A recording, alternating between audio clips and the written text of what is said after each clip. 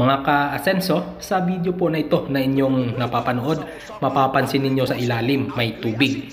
Ayan po ang pinakamaganda o ideal na poultry sa ating mga backyard dahil napakadali po linisin ng ganitong uri ng poultry dahil tubig po sa ilalim. Hindi po tayo every other day na maglilinis ng dumi ng ating mga alagang manok dahil sa ilalim po niyan, yan po ay fish pond. Meron pong hito dyan sa ilalim, pwede din po tilapia, pero ang pinaka the best talaga is hito dahil matibay po sila sa klima at hindi po basta namamatay katulad ng tilapia na kapag alanganin po ang HO2 ng tubig doon ay namamatay po sila. Pero sa ganitong pamamaraan ng ating fish pond at poultry sa ibabaw, hito po o yung pantat kung tawagin sa Ilonggo o bangkok, yan po ang pinaka the best na ilalagay dyan sa ilalim dahil maglilinis lang po kayo ng inyong poultry kahit once a week lang po kayo magdidrain ng tubig, hindi na po ganun ka trabaho at hindi po mabaho ang inyong poultry. Unlike po sa